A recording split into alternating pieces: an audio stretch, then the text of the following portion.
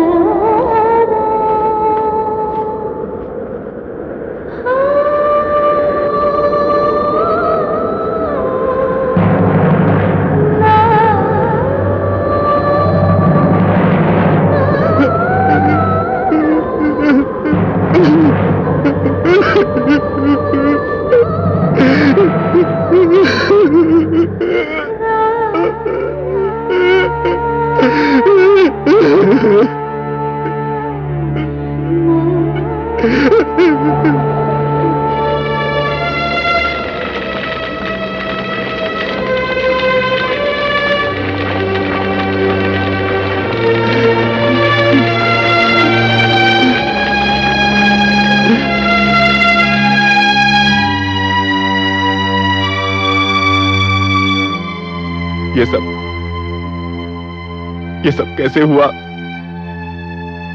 किसने किया?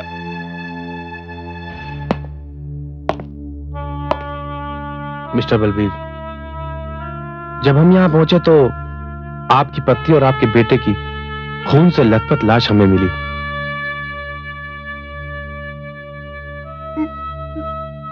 क्या बिगाड़ा था मेरी पत्नी और मेरे उस मासूम बच्चे ने किसी का, जो इतनी बेरहमी से मार डाला गया उन्हें। मिस्टर बलबीर, पुलिस गहराई से इस हादसे की तहकीकात कर रही है और हमने कई अपराधियों को गिरफ्तार भी किया है, लेकिन कातिल का कोई भी सुराग हमें अभी तक नहीं मिला है और ना ही कत्ल करने की वजह समझ में आई है। सारी तफ्तीश से यह बात भी साबित हो गई है कि यह मामला चोरी या डकैती का तो नहीं है।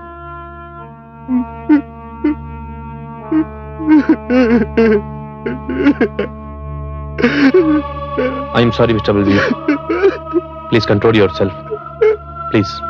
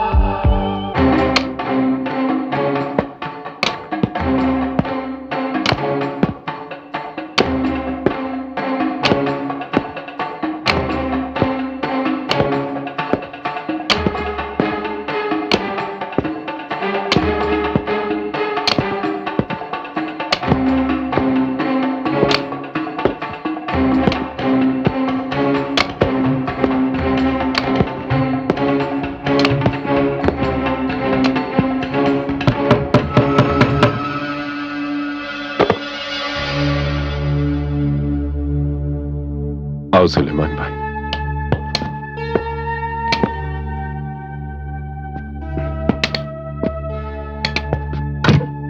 बलबीर साहब, आपकी जिद के आगे मैं मजबूर हो गया हूं, मगर मैं अब भी ये मानता हूं कि इस घर में जहां भाभी और अमर की यादें हैं, उस घर को छोड़ के मत जाइए आप। यादें ही तो परेशान कर रही है सुल्तान भाई मुझे।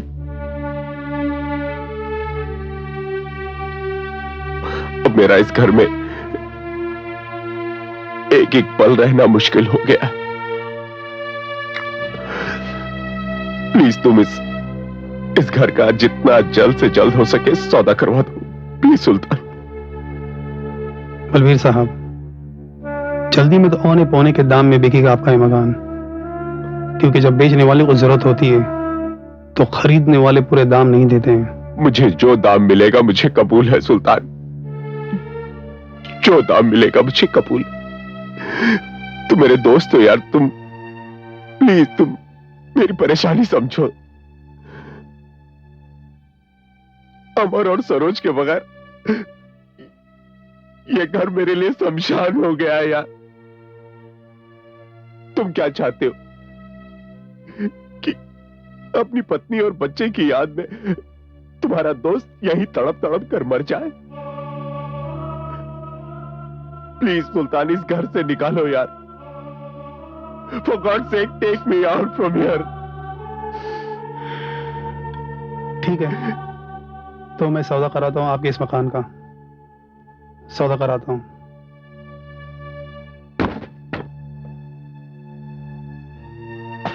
भाई साहब, आप इस घर को छोड़कर जा रहे हैं? हाँ भाभी, इस मकान में मुझे मेरी बीवी बच्चे की याद बहुत सताती है। अगर कुछ दिन और यहां रहा तो मैं पागल हो जाऊंगा। लेकिन भाई साहब, किसी के साथ मरा भी तो नहीं जा सकता ना? जीने के लिए तो ये घर छोड़कर जा रहा हूं। बस भगवान से मेरी यही प्रार्थना है कि जो मेरे साथ हुआ है, ऐसा अनर्थ इस दुनिया में किसी के साथ ना हो। एक ही पल में मेरा सब कुछ उजड़ गया। आप लोगों से मिलता रहूंगा मैं। कल से आप लोगों के नए पड़ोसी होंगे मिस्टर अजीत। अच्छा,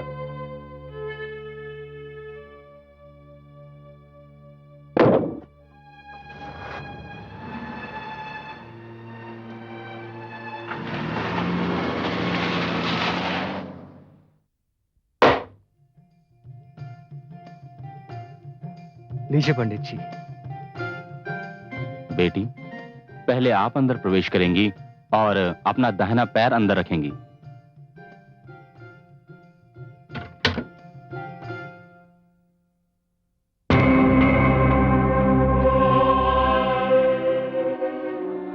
क्या हुआ?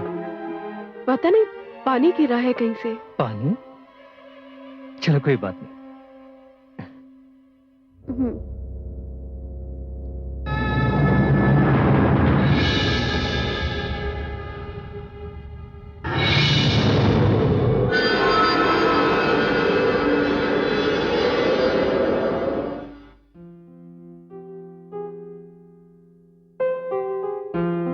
करना, जिस काम को जब होना होता तभी होता है।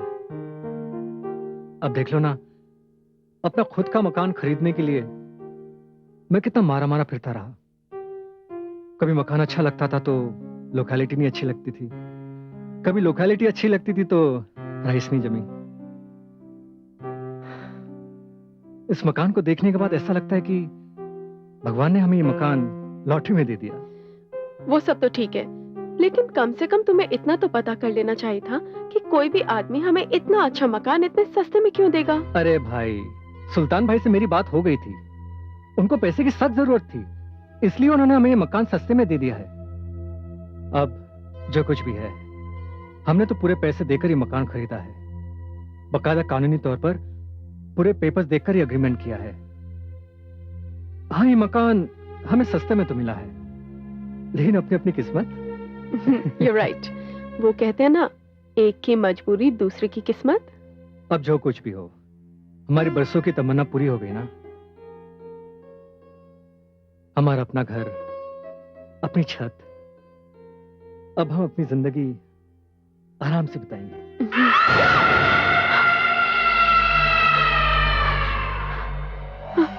अजीत, ये चिल्लाने की आवाज तो हमारे घर से आ रही है ना? चलो देखते हैं। अजीत,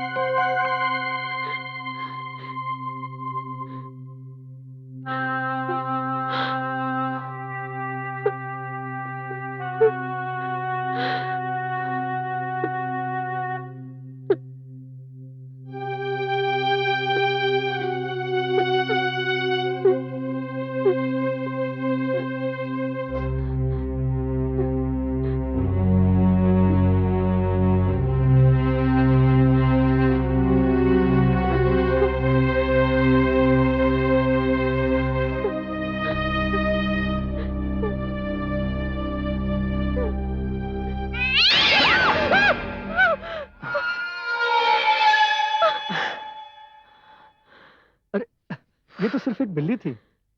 अब तुम इतनी सी बात में डर गई? अच्छा, मैं तो हुई डरपोक इसलिए डर गई, लेकिन आपको क्या हुआ?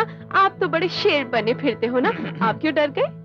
अरे बाबा, शादी के बाद शेर शेर नहीं रहता, चूहा बन जाता चूहा। अच्छा, अब बहाने बनाओगे है ना? चलो मैं तुम्हें एक कहानी सुनाता हूँ। एक शेर की शादी हो रही थी। उसमें एक चूहा बड़ी जोश में नाच रहा था। तो किसी ने उससे पूछा कि भाई तुम क्यों इतने जोश में नाच रहे हो? शादी तो शेर की है। तो चूहा बोला, भाई शादी से पहले हम भी शेर हुआ करते थे। तो किस्सा मेरे साथ भी हो रहा है। चलो।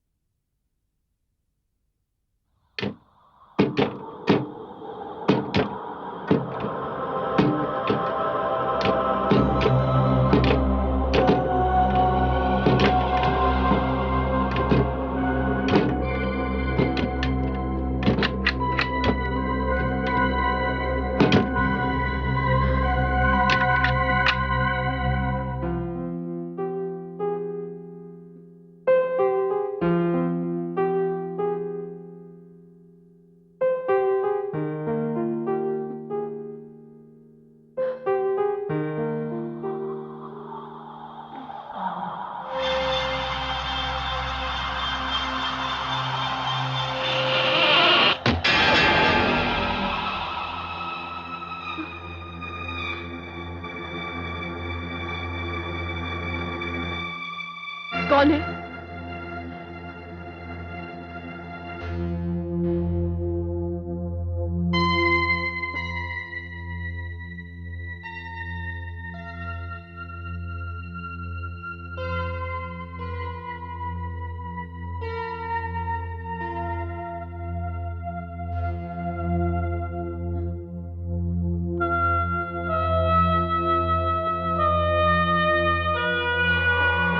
कौन है?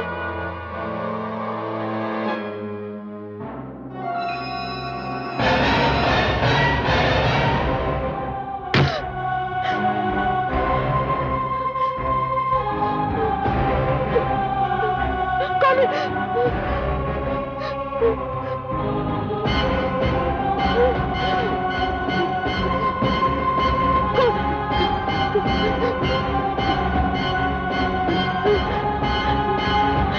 कौन है?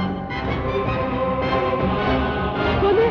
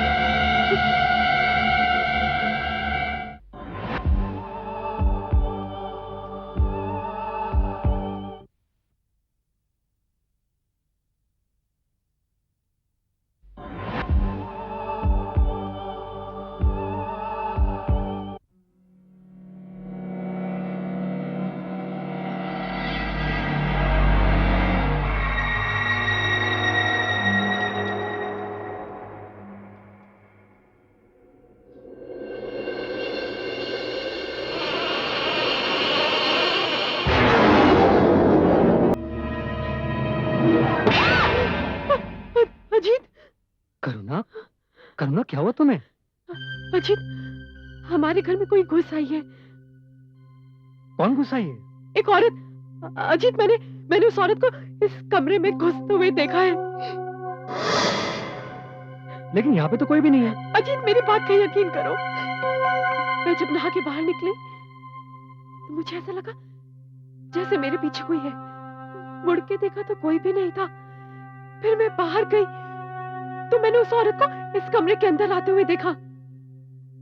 करुणा, इस घर की सारी खिड़कियां और दरवाजे मैंने अपने हाथों से बंद किया, तो कोई अंदर कैसे आ सकता है? लेकिन अजीत, हमारे कमरे की खिड़की तो... देखो करुणा, कल रात को उस बिल्ली की वजह से तुम डर गई थी और उस पे ये नहीं जगह, तो तुम रात को ठीक से सो भी नहीं पाई होगी। इसलिए तुम डर गई हो। देखो, नई जगह में होता है ऐसे कभी कभी, और इस रूम में तुम्हारे और मेरे सिवाय और कोई भी नहीं है। और मैडम, टाइम देखा आपने? I am getting late for office. मेरे ब्रेकफास्ट का क्या हुआ? हाँ, तुम तैयार हो? मैं बनाती हूँ। अच्छा ठीक है। यहाँ नहीं। जाओ। Are you sure? Yeah, I'm sure. Go.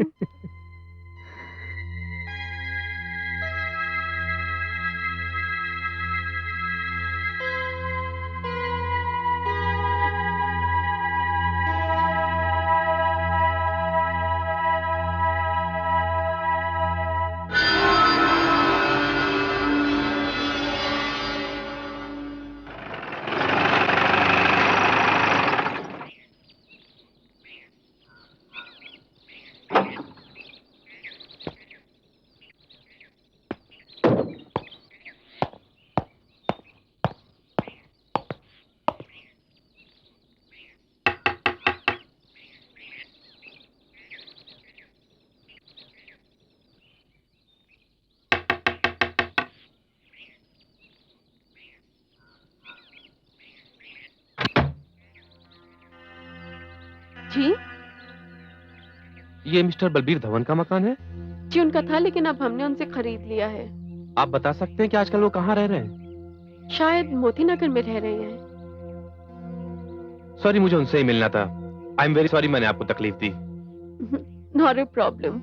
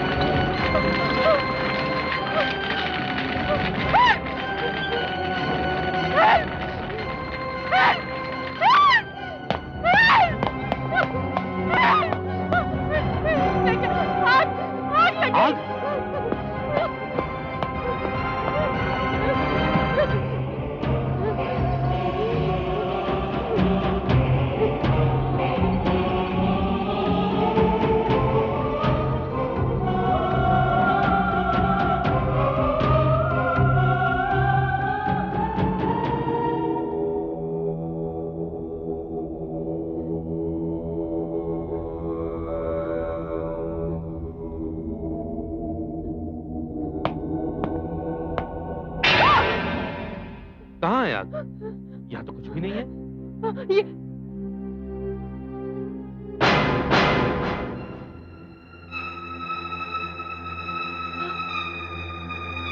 यहाँ तो कुछ भी नहीं है, लेकिन इंस्पेक्टर आग यही लगी थी। आप अकेली रहती हैं यहाँ? जी नहीं, मेरे साथ मेरे पति भी रहते हैं। क्या नाम है आपके पति का? अजीत कुमार, करते क्या है वो? पीडब्ल्यूडी में इंजीनियर हैं। Okay, I am sorry for the inconvenience. मुझे कुछ इन्फॉर्मेशन की जरूरत होगी तो फिर आपको तकलीफ दूंगा। Thank you very much.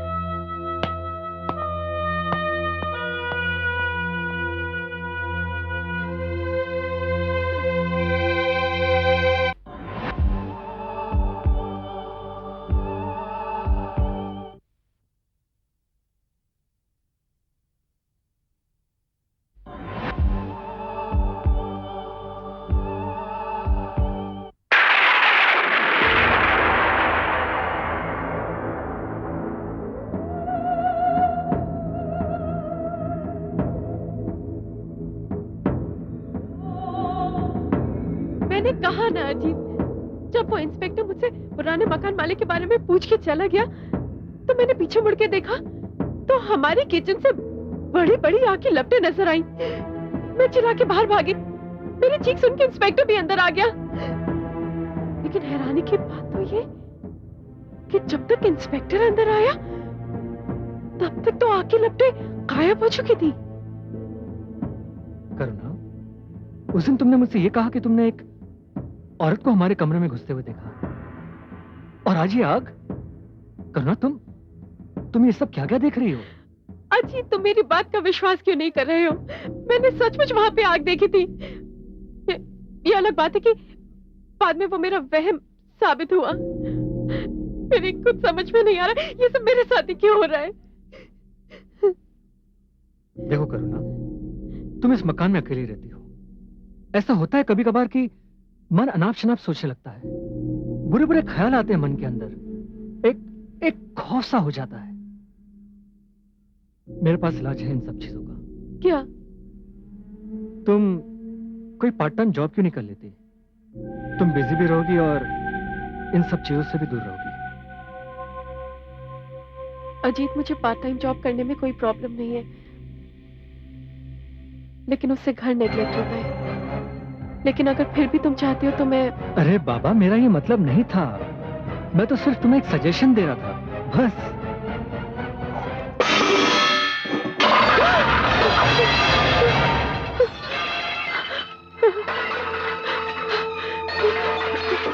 Ajit, Ajit, मैंने कहा था ना। चलो मेरे साथ। अजीत, अजीत, सुना तुमने? अजीत,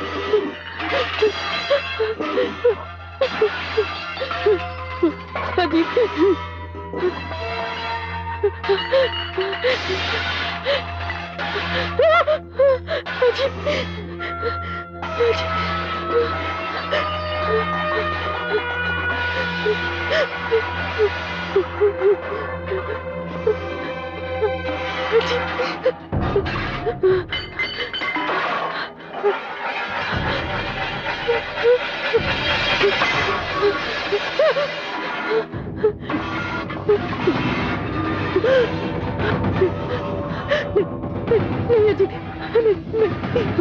अजीत, चलो यहाँ से, चलो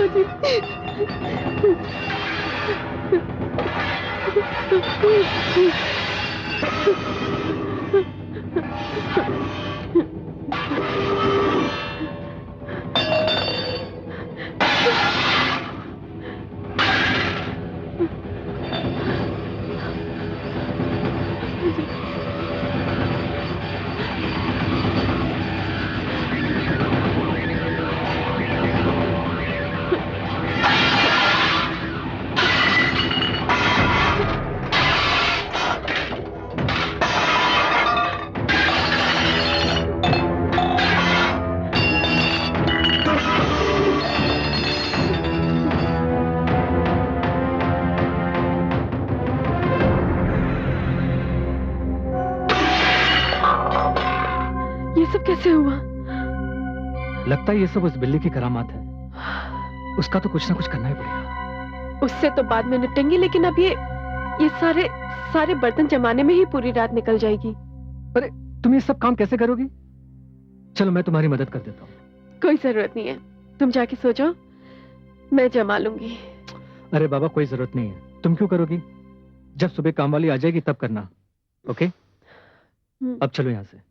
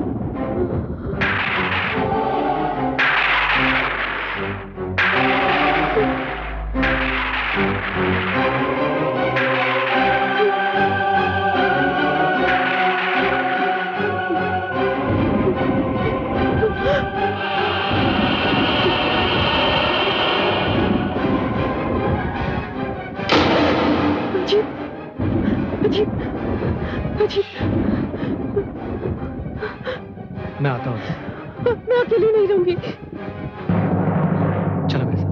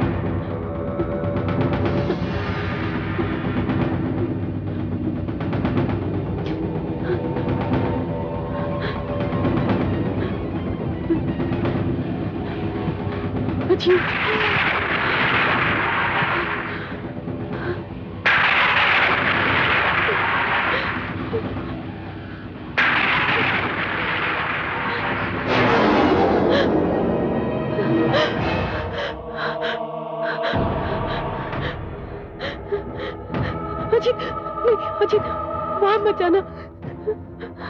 कुछ नहीं होगा, डोंट वरी। चलो मेरे साथ।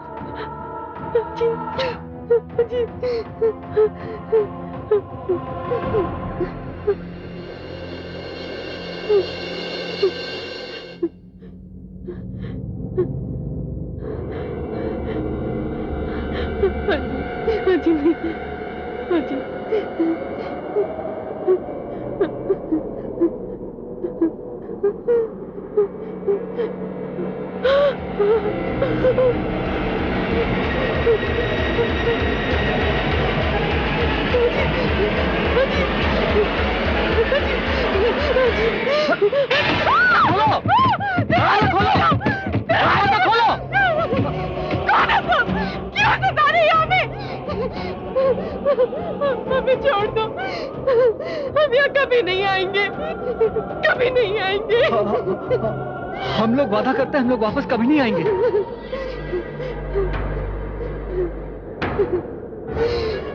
हमें छोड़ दो, जो कोई भी हो तुम, हमें यहाँ से जाने दो, प्लीज।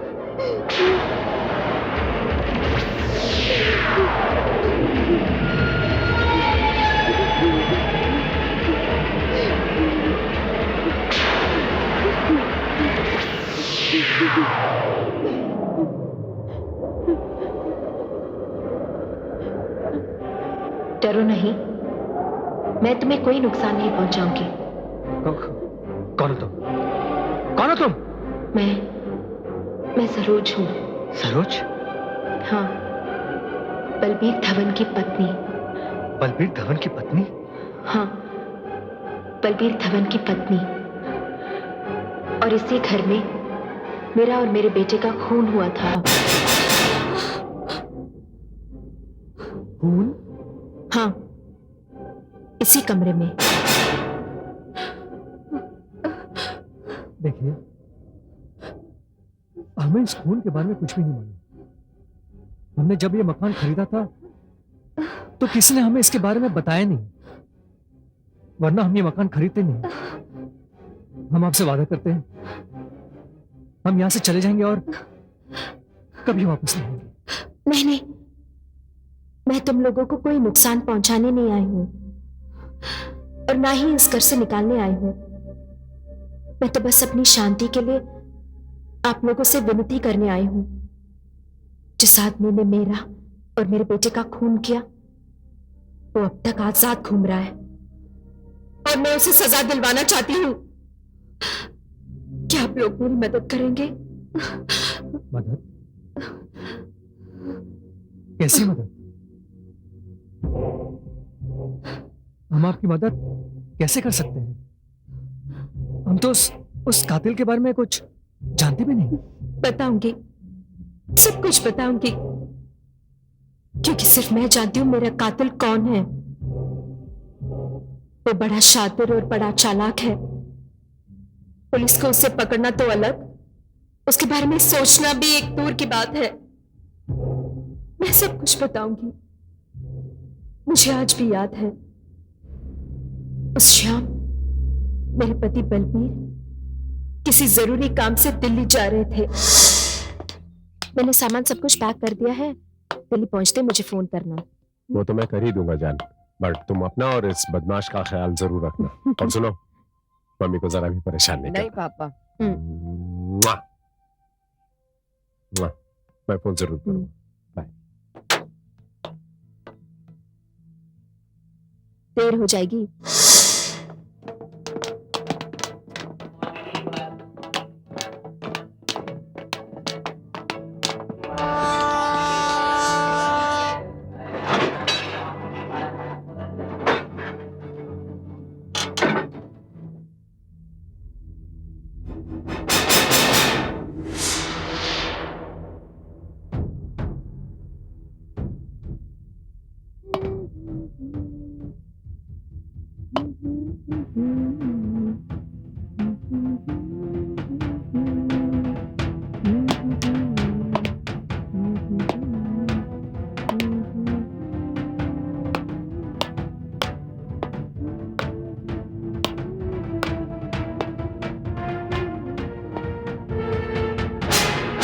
अरे तुम?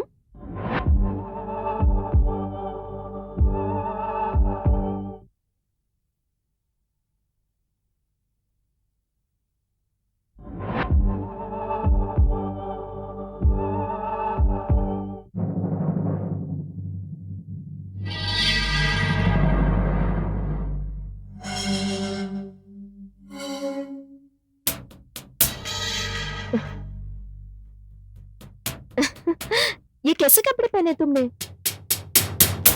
और तुम अभी अभी दिल्ली के लिए निकले थे ना? फिर घर वापस कैसे आ गए? मैं जानती हूं तुम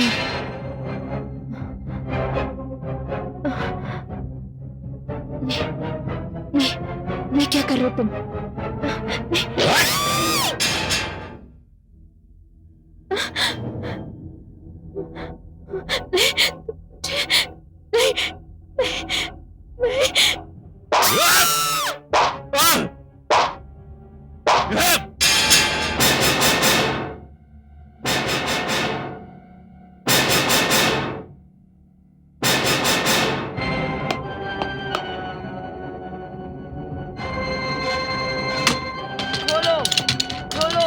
बचाओ! खोलो! बचाओ! बचाओ! बचाओ!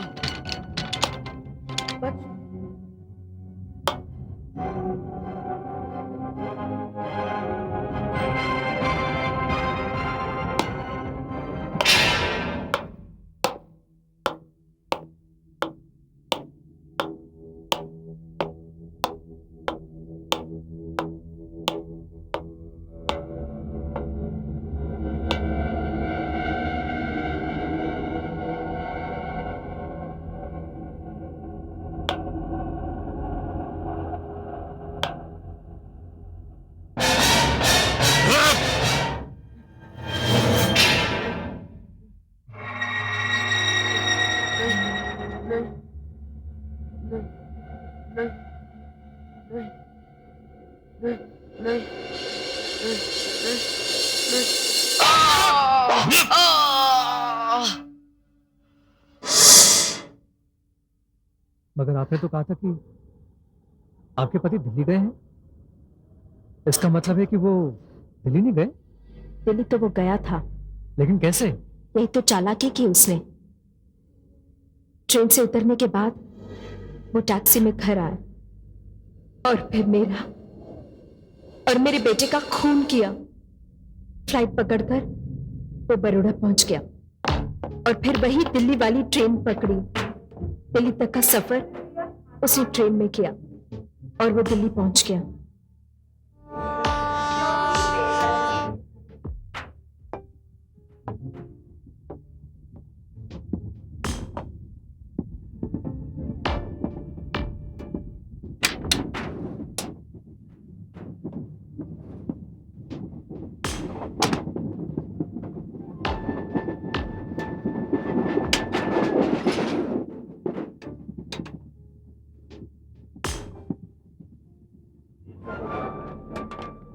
आप मिस्टर बलबीर धवन? जी हाँ। मिस्टर बलबीर, हमें मुंबई पुलिस से मैसेज मिला है कि आपको फौरन मुंबई पहुंचना है।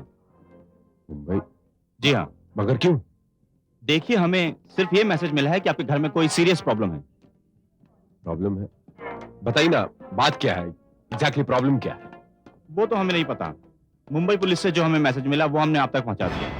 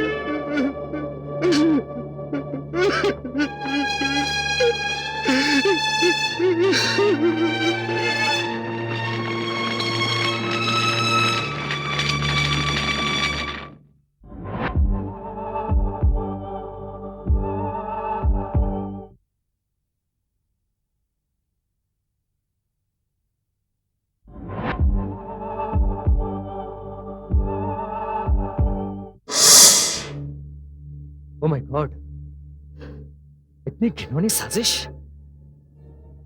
बलबीर इतना शातिर कातिल निकला कि उसने अपने जुर्म का कोई सबूत नहीं छोड़ा। उसने एक खून इतनी सफाई से किया कि किसी ने भी उस पर शक नहीं किया।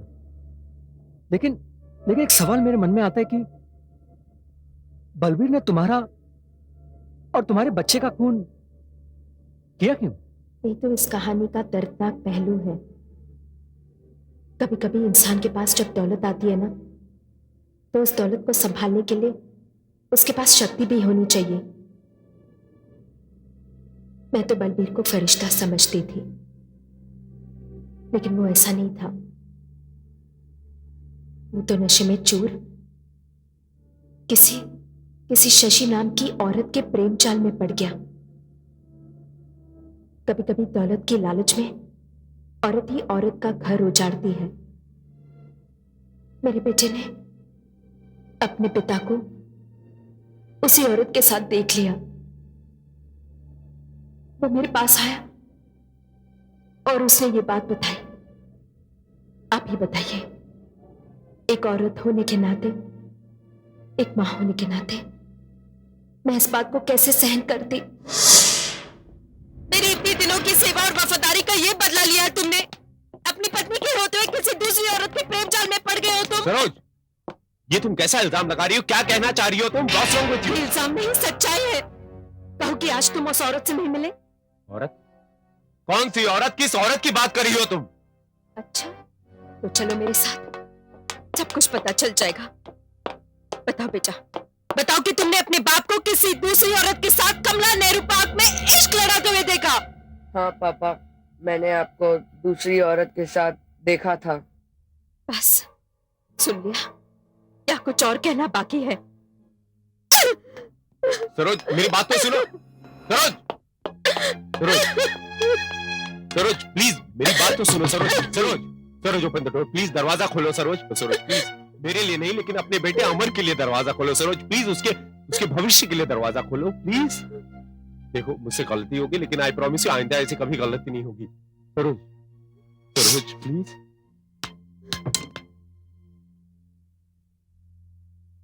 ठीक है, मुझे छूकर मेरी सौगंध खाकर कहो कि मेरे सिवा किसी दूसरी औरत के साथ संबंध नहीं रखोगे। तुम्हें छूकर, तुम्हारे सर की कसम खाकर कहता हूं कि आज के बाद मैं तुम्हारे सिवा किसी और औरत की तरफ देखूंगा भी नहीं।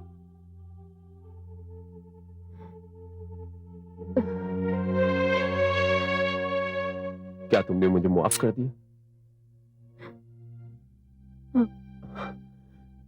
सरोज, सच कहूं, तुम औरत नहीं, तुम देवी हो। बस बस, थैंक्स। सुनो, अमर को भी समझा देना, क्या सोचेगा मेरे बारे में। अच्छा है, खुद समझ जाएगा।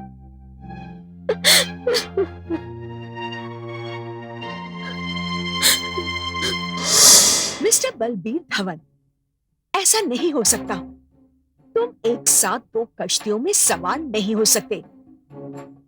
शशि, शशि, मैं तुम्हारे लिए अपनी पत्नी और बच्चे को भी छोड़ सकता हूं। मिस्टर बलबीर, सरोज के साथ तुमने अग्नि के साथ फेरे लिए हैं। जिंदगी भर साथ निभाने का वचन दिया है तुमने उसे। और अमर, अमर तुम्हारा खून है, तुम्हारी औलाद। और मैं तो बस पराई हूं। तो मैं ये कैसे मान लूं कि तुम मुझसे प्यार करते हो? हो सकता है कि कल तुम्हारा मुझसे जी भर जाए और तुम अपनी बीवी और अपने बेटे के पास वापस चले जाओ। शशि, फिर तुम ही बताओ कि तुम्हें पाने के लिए मुझे क्या करना होगा। Please tell me. मैं जो कहूंगी कर नहीं पाओगे तुम। देखो शशि, मेरे सब्र का इम्तिहान मत लो। मैं तुम्हें पाने के लिए कुछ भी कर सकता हूं। You know, much I love you. अच्छा, तो सुनो, मुझे पाने के लिए तुम्हें अपनी बीवी और अपने बेटे को खत्म करना होगा।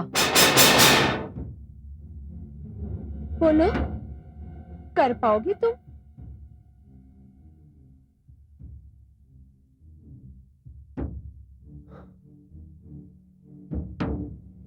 मोहब्बत और जंग में सब जायज है, सब जायज है। आई लव यू। और उस औरत की शय पर बलबीर धवन ने मेरा और मेरे बेटे का खून कर दिया। जब तक मैं अपने कातिल को सजा नहीं दिलवाती, जब तक मुझे इंसाफ नहीं मिल जाता, मेरी आत्मा इसी तरह भटकती रहेगी। आप मेरी मदद कीजिए और मुझे इस अजाब से मुक्ति दिलवाइए। सरोज बहन, चाहे जितनी भी चालाकी और प्लानिंग से बलबीर ने आपका और आपके बच्चे का खून किया हो, चाहे कानून के हाथ उसके गिरबान तक ना पहुंचे हो, लेकिन कुदरत का इंसाफ बहुत निराला होता है। उसके घर में देर है अंधेर नहीं। वो खूनी दरिंदा अभी तक आजाद घूम रहा है। मैं आपसे वादा करता हूं कि वो अब बहुत देर तक आजाद नहीं घूमेगा। लेकिन एक अहम सवाल मेरे मन में यह आता है कि हम कानून को कैसे यकीन दिलाएं कि आपका और आपके बच्चे का खून बलबीर नहीं किया है? मैं सबूत दिलवाऊंगी, मैं तुम्हें बताऊंगी, मैं तुम्हें उस मुजरिम तक पहुंचाऊंगी। जो काम तुम कर सकते हो वो आत्मा नहीं कर सकती, और जो काम आत्मा कर सकती है वो तुम नहीं कर सकते। मैं तुम्हें उस मुजरिम तक पहुंचाऊंगी, मैं पहुंचाऊंगी, उसे सजा दिलवाऊंगी। अब मैं तुम्हें बताऊंगी आगे क्या करना है।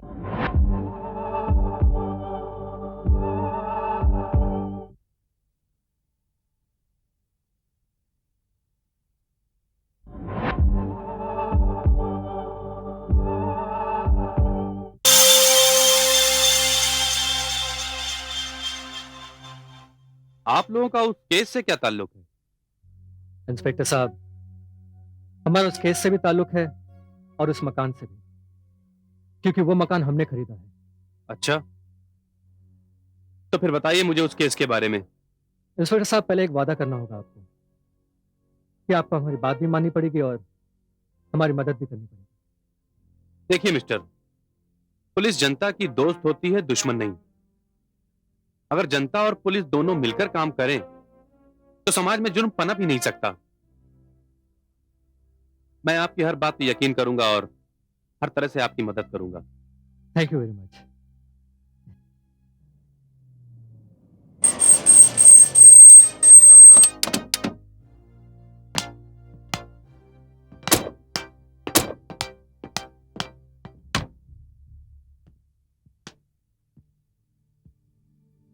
सरोज बहन,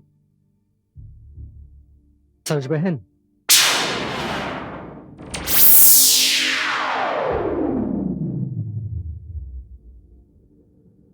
सरोज बहन, आपने जैसा कहा हमने वैसे किया। लेकिन आगे की मंजिल बहुत खतरनाक और मुश्किल है। सरोज बहन, हर मुजरिम खतरनाक होता है और उसे पकड़ना और भी ज्यादा खतरनाक। जब समाज मुजरिम से डरता है तब उनके हौसले और भी बुलंद हो जाते हैं, और अगर वो डरना बंद करें तो मुजरिम की हिम्मत टूट जाती है। सरोज बहन, आप बताइए हमें आगे क्या करना होगा। बताती हूँ। आप तो खुश हो तुम? हाँ, बहुत खुश हूँ।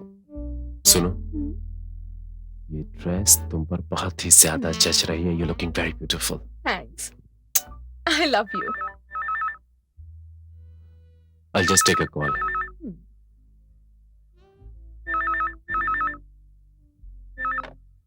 Hello, Balbir Dhawan speaking.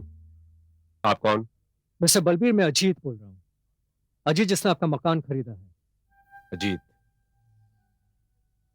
आपको यहाँ का नंबर किसने दिया? देखिए मिस्टर बलबीर, मैं इस वक्त ये बात बताना जरूरी नहीं समझता कि मुझे आपका नंबर कहां से मिला, लेकिन ये बात बताना जरूरी समझता हूं कि जब मैंने ये मकान खरीदा था मुझे ये बात मालूम नहीं थी कि इस मकान में आपके बीवी और बच्चे का खून हुआ था।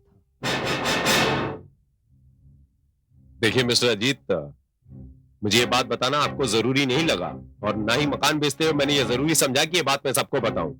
And for your kind information, इस कत्ल के बारे में ना कि मोहल्ला बल्कि पूरा शहर जानता है। It's an old story now. सच कहा आपने मिस्टर बलबीर, आपने तो ये मकान बेच ही दिया, लेकिन उस हादसे के मुतालिक कुछ सबूत आप उस मकान में भूल ही गए। देखिए, मैं नहीं जानता आप किस सबूत की बात करें। I don't know what you talking about. फिर भी अगर चलो मान लेते हैं कि आपके पास कोई सबूत है भी, तो इसमें आपका क्या प्रॉब्लम है? प्रॉब्लम मुझे नहीं मिस्टर बलबीर, प्रॉब्लम आपको हो सकती है। मुझे? जी हाँ, आपको, क्योंकि उन सबूतों के आधार पर शक की सुई आपके कातिल होने का सबूत दे दी। और मिस्टर बलबीर, आप तो जानते हैं ना कि शक को हकीकत में बदलने में वक्त नहीं लगता। आप कहना क्या चाहते हैं? कुछ नहीं मिस्टर बलबीर, मैं सब कुछ आपके हवाले करना चाहता हूं। किस तरह? देखिए मिस्टर बलबीर, आप मेरे बारे में कोई गलत राय कायम मत कीजिए। मैं किसी झंझट में नहीं पड़ना चाहता। आप बस यहां आइए और अपना सबूत ले जाइए। कब और कहां? अरे अपने घर में, आई मीन टू से मेरे घर में, आज रात को जब आपका मन चाहे। ठीक है, मैं आऊंगा। I'll be there.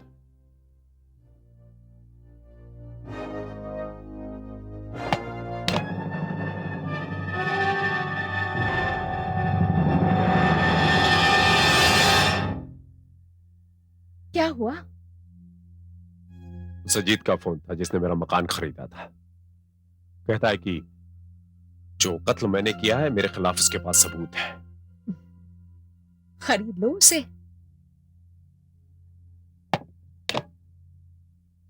नहीं शशि, उसे खरीदना खतरनाक साबित हो सकता है। उसका हिसाब किताब क्लियर करना होगा। और बलवीर धवन अकाउंट क्लोज रखने में यकीन रखता है।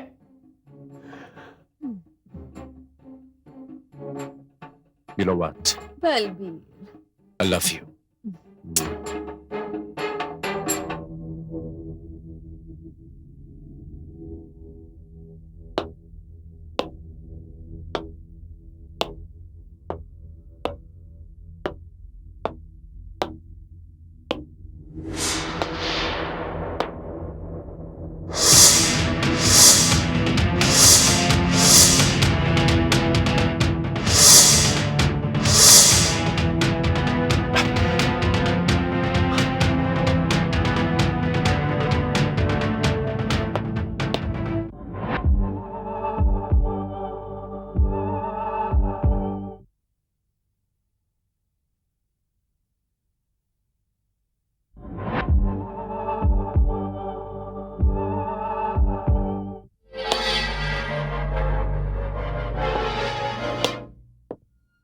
आइए आइए मिस्टर बलबीर।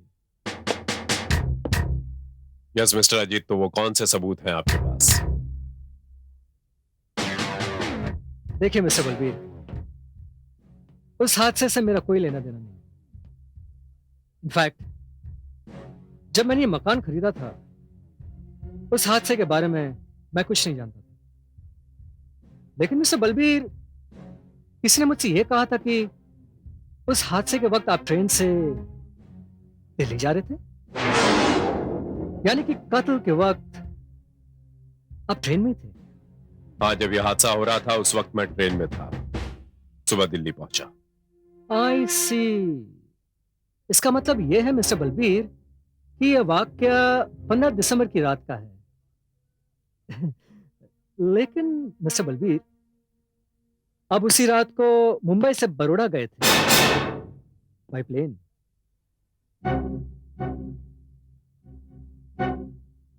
ये आप क्या कह रहे हैं? उस रात का एयर टिकट और बोर्डिंग पास जो आपके नाम का है वो मेरे पास है, जो आप यहीं छोड़ गए थे। इसका मतलब यह है मिस्टर बलबीर कि यह इस बात का सबूत हो सकता है कि पहले आप ट्रेन में चढ़े, फिर बीच में ट्रेन से उतर गए, फिर अपने घर आए, अपने बीवी और बच्चे का खून किया,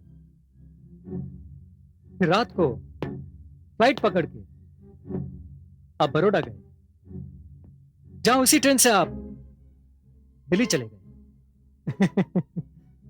वाह मिस्टर बलबीर, वाह, what great planning. I am really impressed. Mister Balbir, ये आप क्या कर रहे हैं? वही मिस्टर अजीत जो मैंने 15 दिसंबर को किया था। देखिए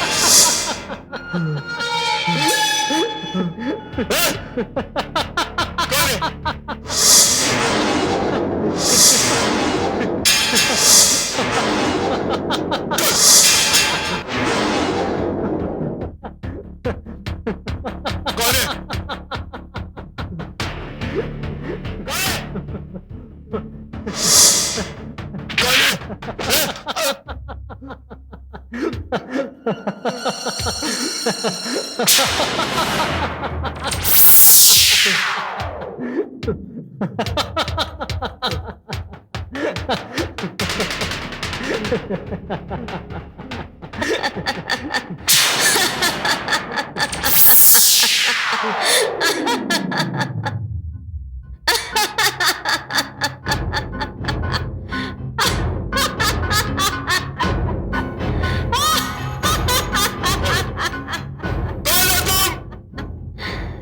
वही हूं बलबीर, जिसके खून से तुम्हारे हाथ रंगे हैं। देखो बलबीर, अपने हाथों को देखो।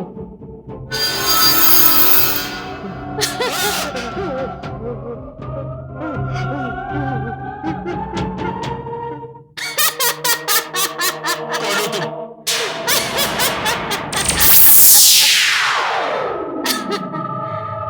कौन हो तुम?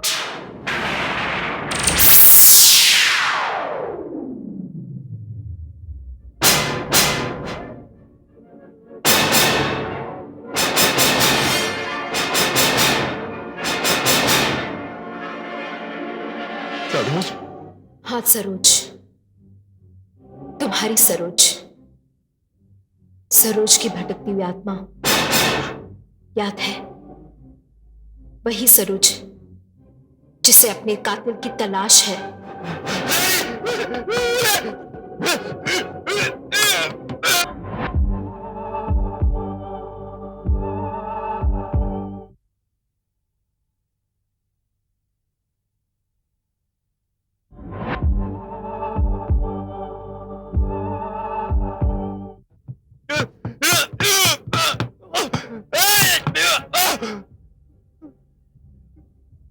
नहीं सरोज, सरोज नहीं। बलबीर, मैं तो तुम्हारी पत्नी थी। अग्नि को साक्षी मानकर मैंने तेरे साथ फेरे लिए, लेकिन तूने मेरे और मेरे बेटे के साथ विश्वासघात किया। मैंने तेरे लिए क्या कुछ नहीं किया, लेकिन तूने हम दोनों को ही मार डाला। सरोज, अगर सारे लोग तुम्हारी तरह हो तो कोई भी लड़की अपने मांग में से दूर नहीं भरेगी। कोई भी पत्नी तेरे जैसे पति के हाथों कत्ल होने के लिए किसी संतान को जन्म नहीं देगी, कभी नहीं देगी। अगर तेरे जैसे लोग और हो जाए संसार में तो ये संसार कब्रिस्तान हो जाएगा। तूने ऐसा क्यों किया? तूने मुझे मार डाला। मुझे इस बात का गम नहीं है, गम इस बात का है कि तूने अपने बेटे का ही कत्ल किया। इतनी बेरहमी से मुझसे मारा। किसी दूसरी औरत की शय पर तूने ऐसा सब कुछ किया। क्यों? उस औरत में ऐसा क्या था? ऐसी कौन सी रूपवती थी वो जो मैं नहीं हूं? मुझे ऐसा नहीं करना चाहिए था बलबीर। बोलो, ऐसा क्यों किया? क्यों किया? क्यों? मुझे माफ कर दो सरोज, मुझे माफ कर दो। उसमें आवाज की लालच में हो गया था सरोज, मुझे माफ कर दो। मैं जानवर हो गया था उस लड़की के पीछे, जो मैंने इतना बड़ा पाप किया सर। मुझे माफ कर दो, मुझसे गलती हो गई सरोज, मुझे माफ कर दो प्लीज, मुझे माफ कर दो। मैं गुनहगार हूं तुम्हारा, मुझे माफ कर दो। मुझे एक गुनाह के बाद दूसरा गुनाह करने वाले थे। तुम जानते थे कि अजीत के पास तुम्हारे कातिल होने का सबूत है और इसलिए उन दोनों को ही मारना चाहते थे। क्यों? मैं अपने आप को फांसी से बचाने के लिए मैं इन दोनों को भी कत्ल कर देना चाहता था सरोज, मुझे माफ कर दो प्लीज।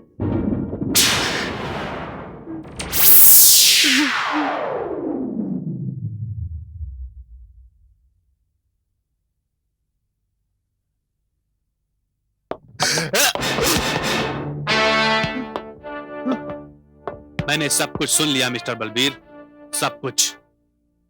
तुम्हें इस घर में बुलाने का जाल पुलिस ने मिस्टर अजीत के साथ मिलकर ही बिछाया था।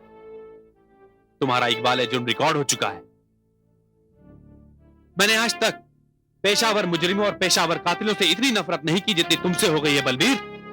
मैं तो ये सोच भी नहीं सकता कि किसी औरत के प्यार में अंधा होकर एक इंसान अपनी पत्नी और अपने बेटे का इस तरह कत्ल कर सकता है। छी, तुम इंसान नहीं जानवर हो बलबीर, जानवर। और मैं देखूंगा कि अदालत तुम पर किसी किस्म का रहम ना करते हुए तुम्हें फांसी पर चढ़ाए। और वो औरत शशि चौहान, उसे तो हम गिरफ्तार कर ही लेंगे, जिसकी शय पर तुमने ये घिनौना अपराध किया है। मिस्टर अजीत, मिसेस करुणा अजीत, मैं और पुलिस डिपार्टमेंट दोनों आपके शुक्रगुजार हैं कि आपकी मदद से पुलिस इस पेचीदा केस को हल करने में कामयाब हुई। हवलदार, ले चलो इसे।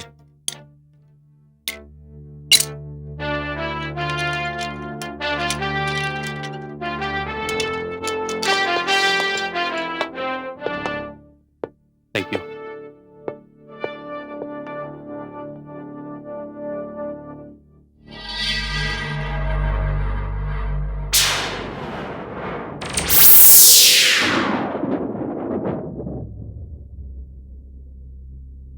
मेरी वजह से तुम दोनों को बहुत तकलीफ उठानी पड़ी। मुझे माफ कर दीजिए, माफ कर दीजिए मुझे। एक भटकती हुई आत्मा कर भी क्या सकती थी। आज मेरी आत्मा को शांति मिल गई। मुझे मुक्ति सिर्फ आप लोग दे सकते थे। सब कुछ जीतने के बाद भी मैं सब कुछ हार गई, सब कुछ खो दिया मैंने, अपने आप को भी और अपने बेटे को भी। एक बार फिर मुझे माफ कर दीजिए। जाने से पहले भगवान से मेरी एक ही प्रार्थना है कि इस संसार में बलबीर जैसे लोगों को पैदा न करे, कभी ना करे।